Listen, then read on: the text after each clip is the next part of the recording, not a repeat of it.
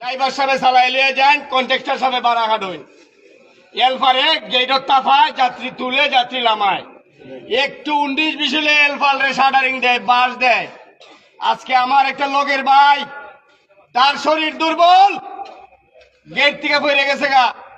সম্মানিত ড্রাইভার সাহেব ফলো করছেন না, কন্ট্রাক্টর সাহেব এত মায়া করছে গাড়িটারে স্বামীমে, তার কুচ করছেন না। ওই গাড়ির সাক্ষা ওই তার মাথার উপরে দেখে তার মাথা তেতলে গেছি গা, মগজ চিত্রা গেছি গা, তারে তুই গেছে গা। আগামী দিনে আপনার এই অবস্থা হইতে পারে, আমার এই অবস্থা হইতে পারে। সম্মিলিত ভাবে একটা সিদ্ধান্ত নিন, কালকে কি আপনারা কর্মবিরতি করবেন? গাড়ির সাথে যাবেন? এখন আপনারা যদি সবাই এই সিদ্ধান্ত নেন, কর্মবিরতি করেন, তাহলে আপনারা শপথ নেন যে আমরা ওইটা শেষ দেখা না পর্যন্ত আমরা গাড়ির সাথে যাবো না। যদি সবাই একই মায়ের সন্তান, একই বাপের অরুজাত সন্তান হয়ে থাকেন, মুখে যা বলবেন কাজে তা প্রমাণ করবেন।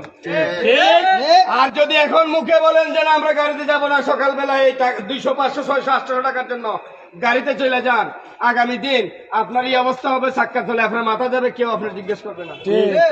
আজকে এক স্বামী মরছে, আরেকদিন আরেক শাহিন মারা যাবে, কালকে আরেকদিন আরেক হাসান মারা যাবে, কালকে আরেকদিন এক সুখ মারা যাবে। হবিগঞ্জ বাস টার্মিনালের যে সিদ্ধান্তটা হয়েছে, সারা বাংলাদেশের মানুষে এইগুলা শুনবে এবং দেখবে, সব মালিকের খানকার হইব এবং ড্রাইভারের খানকার হইব।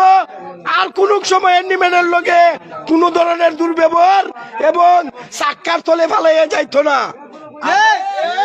বুঝছো?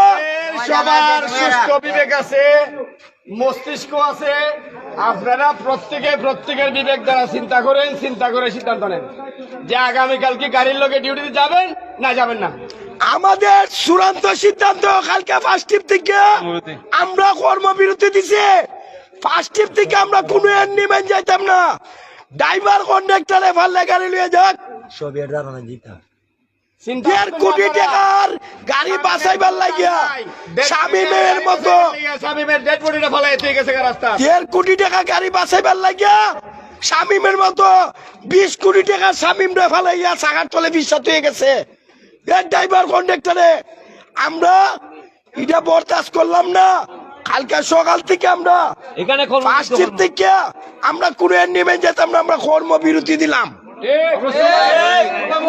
আর শুধু আমরা